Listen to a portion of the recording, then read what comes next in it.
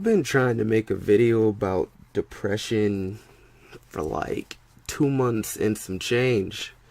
And not just depression in general, like depression in PLCs, because I think it's something we disregard or we make light of in our communities, and it's a big deal. It's a major issue, and it's something we don't address that often.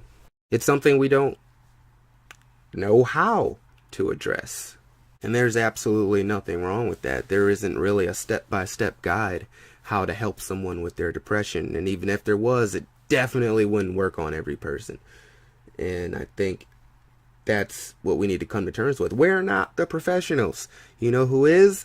Therapists, counselors, people of that nature. And you know what's not cool to do or normalized in PLC communities?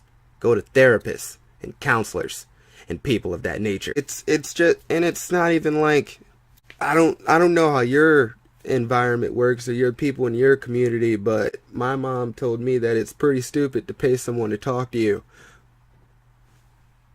What are you doing, Mom?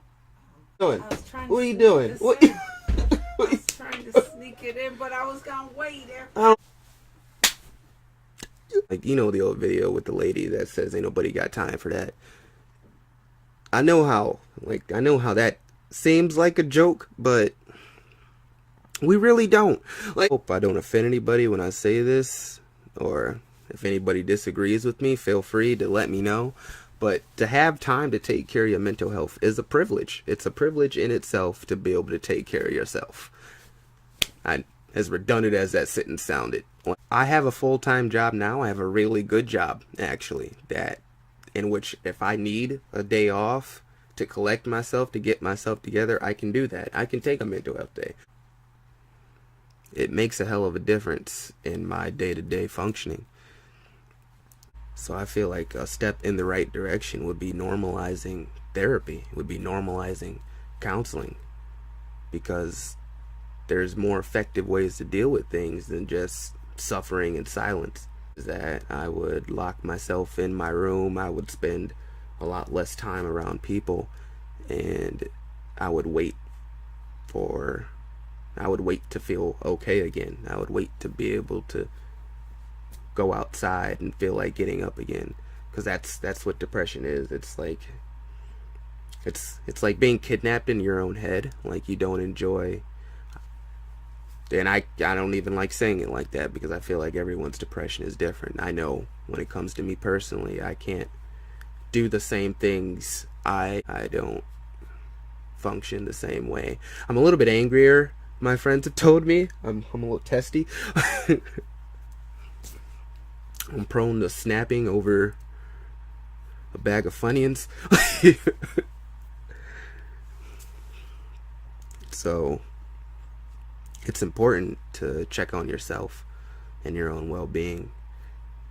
Another thing I will say about the black community is that we tend to look towards God, and this is something I've heard from in my family, in my friend's family, is that if something's wrong up here, something must be wrong up there. That's not always the answer. I've come to people I've trust with mental health issues, and they've told me that the devil had a hold of me, that I wasn't right with God, that I wasn't right with Jesus, and that I needed more church in my life.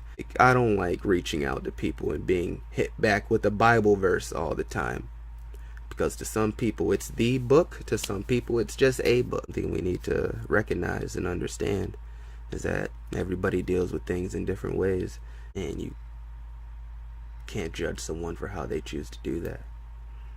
You need to support them, you need to be there for them, you need to listen. If you are going to be that person, a good friend of mine describes the opposite of listening as waiting to speak. And when you're dealing with someone who's having those thoughts, who's having mental health problems, depression, and things of that nature, you have to be willing to actually listen. 'Cause life is hard, man. It's not easy. It's not a walk in the park. This you need help out here. This is not a one-player game. It's Dark Souls 2. It's Sekiro. I don't. I took this video game analogy a little too far, didn't I? If you want to talk, I'm here. I don't judge at all. My mom asked me that dumb hypothetical. If your friends jumped off a bridge, would you? I said I ride for my niggas, but I'm willing to tell them when they have a bad idea. It is what it is, man. At the end of the day, it's dangerous to go alone. Peace.